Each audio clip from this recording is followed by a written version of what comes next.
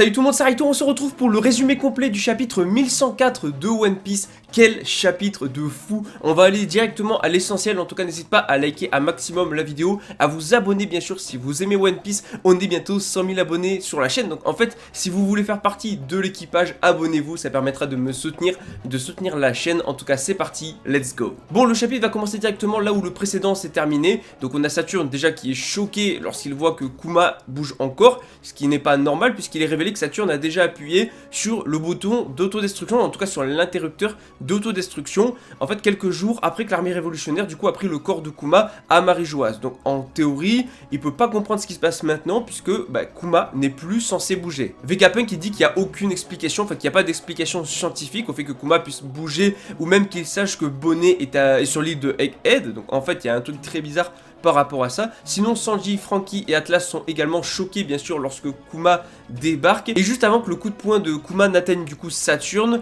Kuma se souvient de certaines parties de sa vie, même si en soi on n'a pas plus d'informations, c'est des choses qu'on a déjà vues.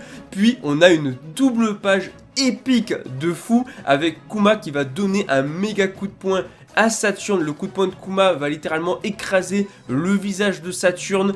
Et en plus de ça, Saturne est quand même toujours conscient, il regarde Kuma en colère. Et on a Saturne qui va voler à travers l'île, et ça c'est juste énorme.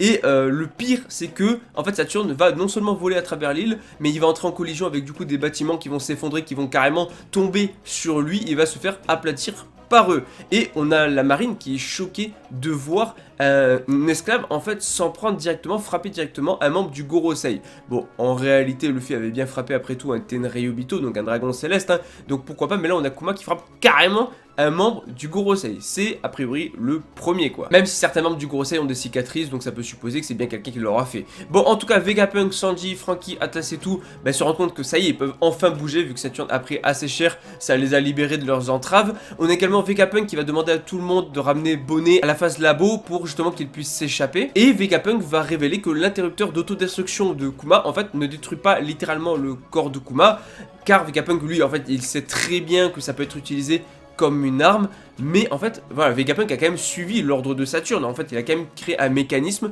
qui normalement éteint toutes les fonctions de Kuma. En fait, Kuma n'est pas censé bouger, ni même recevoir d'ordre une fois que l'interrupteur a été, enfin, on a appuyé dessus. Or, Saturne a appuyé dessus. Donc c'est assez surprenant. Et Vegapunk, il est en mode peut-être que ça serait une capacité spéciale du coup des boucaniers, que ce soit pas en fait finalement la force surhumaine, cette capacité spéciale, mais bien autre chose, puisque dans le passé, ils ont a priori fait quelque chose, mais on n'a pas plus d'infos. Ensuite, du coup, Bonnet va remercier Kuma pour tout ce qu'il a fait, parce que bien sûr, elle a vu la mémoire de Kuma, donc elle sait tout ce qu'il a enduré.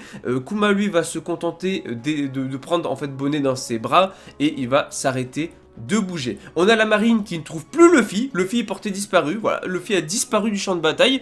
Aux dernières nouvelles, il mangeait, mais qu'est-ce qui s'est passé entre temps? Est-ce que quelqu'un l'a kidnappé? Barbe Noire, je sais pas quoi. Enfin, son équipage qui sont là. Où est-ce qu'il est? Je sais pas. Mais en tout cas, Luffy pour l'instant, voilà, porté disparu. Et ça annonce du lourd. Aussi, on ne voit rien de nouveau dans ce chapitre par rapport à Lucci, à Zoro et tout. Et même par rapport aux autres membres de l'équipage. On a également Saturne qui va émerger des décombres. Il va se relever, bien évidemment. Il pouvait pas être battu comme ça. Il a perdu son bras avec l'attaque de Kuma et sa corne gauche à cause du coup des bâtiments qui sont tombés sur lui.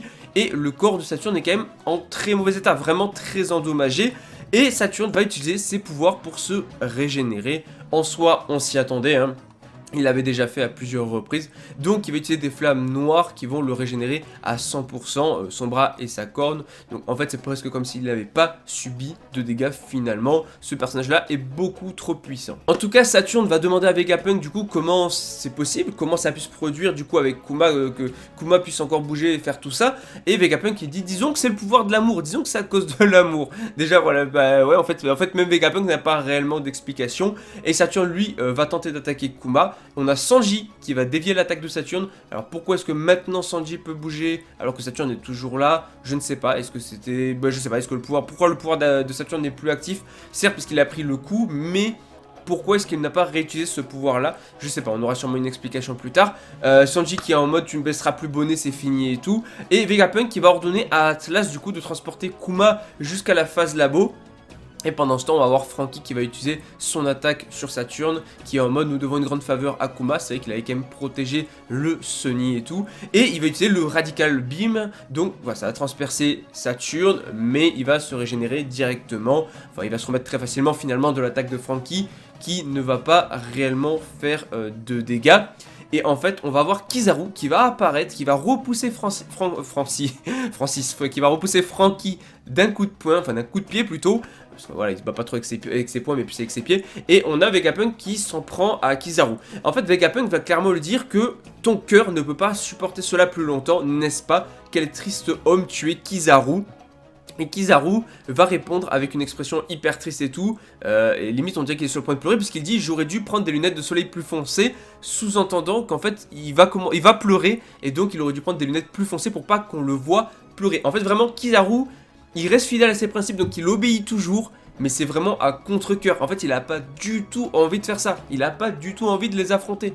Vraiment, et là, il est en train de pleurer limite, tu vois, du truc. Non, franchement, ça j'aime beaucoup. Et dans la dernière page du chapitre, du coup, on a Saturne qui ordonne carrément de lancer un Buster Call sur l'île de Egghead. Et la marine se prépare. Est-ce que Luffy était parti régler le compte de la marine, ce qui est possible aussi pour empêcher le Buster Call? Mais en vrai, c'est un chapitre qui, je le dis, va être excellent. Vraiment, ça va être une masterclass.